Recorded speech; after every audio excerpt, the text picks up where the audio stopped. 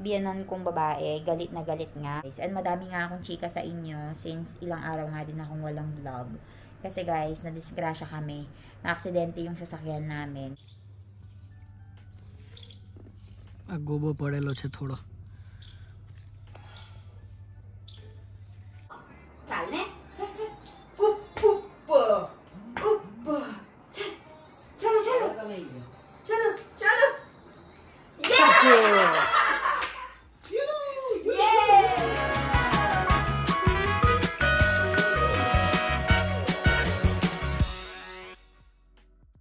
Hi guys, magandang umaga. So, kung napapansin nyo, nasa kwarto ako ngayon and maaga nga tayong nagising.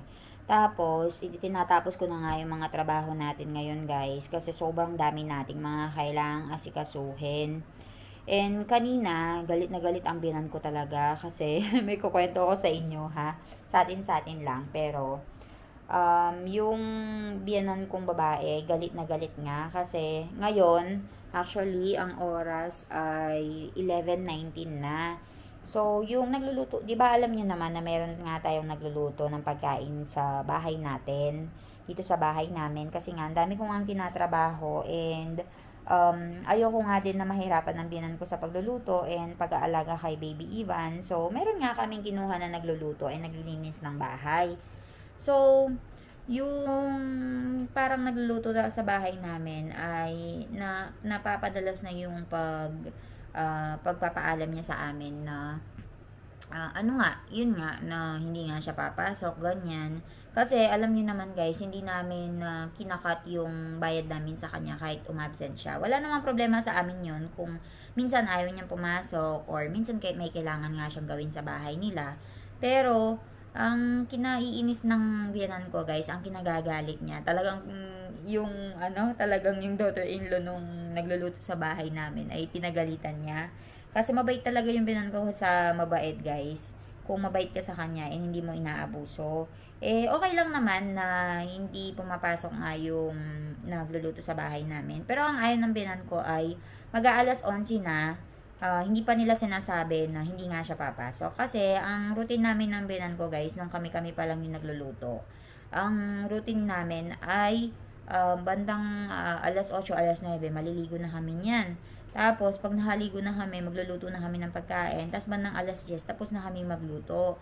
Eh, galit na galit nga siya kasi alas 11 na, baka dumating na yung biyanan kong lalaki. Wala pang lutong pagkain. Tapos, tatawag sila na alas 11 na, hindi daw siya papasok, ganyan. Kaya, ganyan na nagagalit yung biyanan ko. Kaya, ang ginawa ko, bumaba ako ng mabilisan. Nagluto kami ng pagkain ng mabilisan. Para kahit papaano ay may makain ng biyanan ko pagrating niya kasi nagpunta nga siya ng bukid. So, ayun guys. And madami nga akong chika sa inyo since ilang araw nga din akong walang vlog. Kasi guys, nadisgrasya kami. Na-aksidente yung sasakyan namin. Kasi, ang nangyari, di ba, bumili kami ng sasakyan ni Baby Ivan. So, ayun. Kwento ko na lang sa inyo later. Papakita ko sa inyo kung ano yung damage ng sasakyan. Kaya ngayon si Milan, nagpupunta siya doon sa my car insurance. Nagpupunta siya doon sa service center. Papagawa namin. And baka isang buwan kaming walang sasakyan yan, guys. So, later balitaan ko kayo. Papakita ko sa inyo yung damage and kung ano yung nangyari. Explain ni Milan sa inyo. गोबो पड़ेलो छे थोड़ो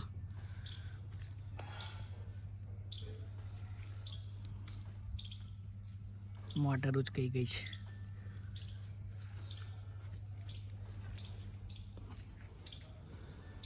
અહીંયા એક છે થોડુંક ચાલો ઈવો Pogi ka pogi ay pogi ka slop na slop na nya kay chaka dere ni karani pogi ka ro pogi Ivan pogi ay pogi ka slum na wah chalo tro niche chal guys ayaw nang umalis ni Ivan dito sa may sasakyan niya oh ay nitong Lola hi ka Lola nakakamera kan hi ka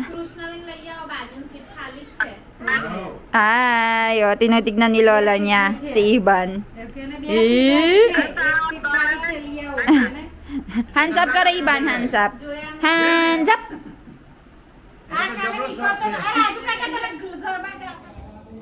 Guys, it's time for us to cook our dinner. So, hindi ulit papasok si True Samasi ngayon.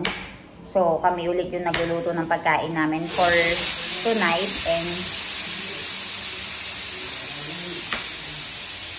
And kung napapansin nyo, sobrang ingay ng natin, pressure cooker. Kasi merong pinapakulo si Mommy na tinatawag na chana.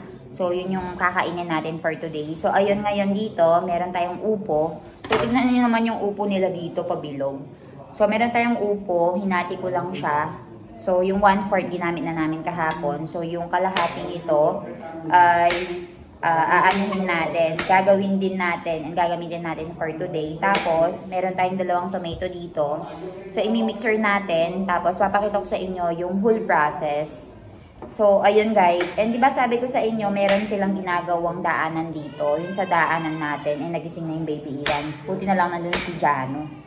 So, yung daanan namin dito ay ginagawa. Kaya, hindi rin kami makapag-park dito sa may loob. Kaya, yung sasakyan namin ay nandun sa kamag-anak namin na site, sa ibang street.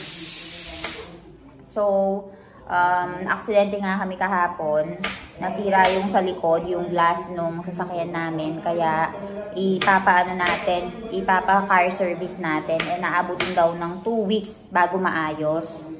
So, ayun. In-order na nila yung mga nasirang parts. I-install nila after 2 weeks. Tapos, dun pa lang natin siya magagamit. So, meron silang 2 option na binigay sa amin. Kung gusto daw ba namin iwan yung sasakyan doon, tapos i-install daw nila kapag dumating na yung mga parts, or iwanan yung sasakyan sa bahay namin, tapos dalhin na lang doon sa may car service center kapag dumating na. So, sabi namin, syempre, doon tayo sa safe part. Mas maganda na doon na lang sa poder namin. Kesa dyan sa poder nyo, mabubulok lang dyan and maaalikabukan. Kaya, ayun. Nandun sa may parking area yung sasakyan namin. And papakita ko sa inyo kung ano yung nasira. And nandito na ang baby Ivan. Where's my baby Ivan? Here. Hi Ivan. You woke up? Hi, Garo. Hi. What? What do you want? Hi, Karna. It's knife. Knife, Chebet. Danger. Danger. Hi, Karo. Hi. Hi, Garo. So, nagising na si baby Ivan, guys. And mamaya, meron tayong tinatawag na Navratri wherein they will dance. Pati si Ivan sumasayaw. Kahapon guys, meron siyang video na sumasayaw. And di ba nga nasa Ahmedabad kami kahapon?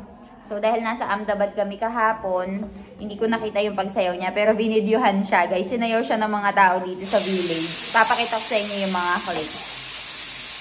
So, yan guys. Mamaya magsasayawan din yung mga tao dito. So, for 9 days magsasayawan sila. So, punta tayo doon later at night.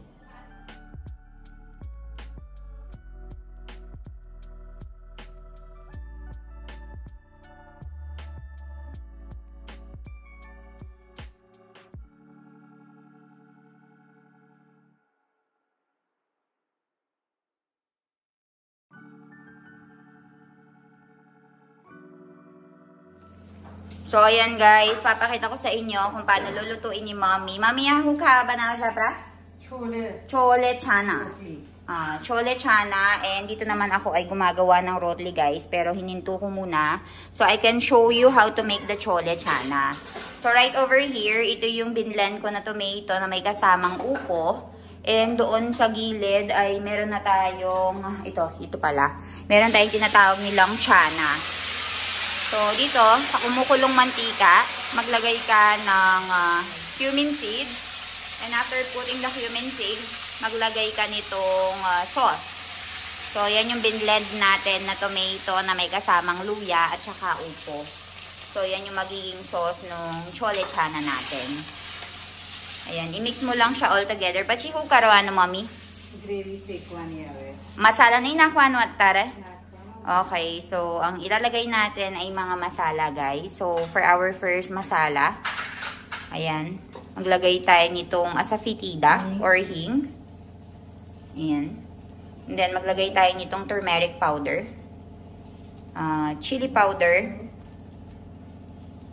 And then, after that, we'll be putting this Danajiro or cumin powder. And then, maglalagay tayo nitong Kitchen King, guys. Kitchen King masala. Salt na inay ko, Aju. Salt, namak. Okay. So, mix mo lang siya all together. And then, after that, maglagay ka nitong salt.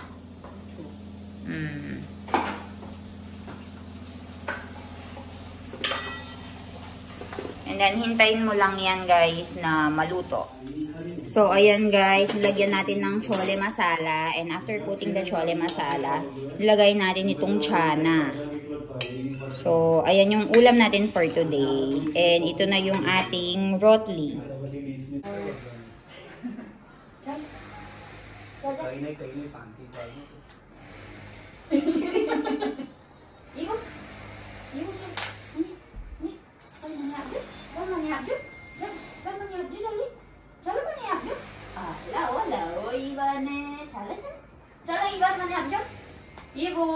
Ivan, lag chalo.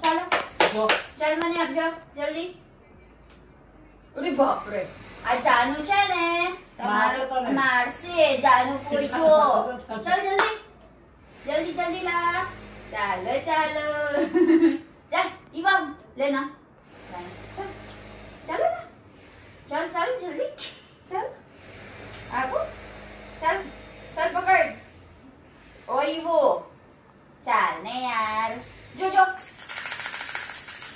ले पकड़ जानो कोई मार से तो मने जानो कोई नु खाई छे तो बाप रे चल चल चल जल्दी जल्दी जल्दी ला चलो चलो जा इवान लेना चल ऊपर चलो चलो चलो चलो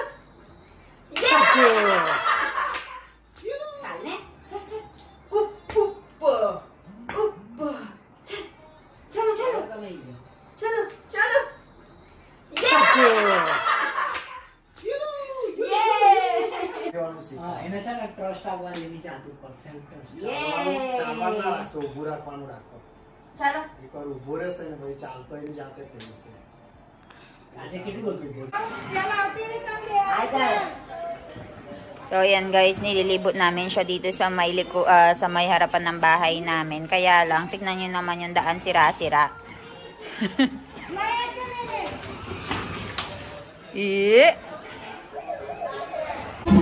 Tignan nyo guys, pagkarating namin dito, kinuha agad siya ng mga bata dito. Oh. Tuwang-tuwa naman. Nakakatuwa.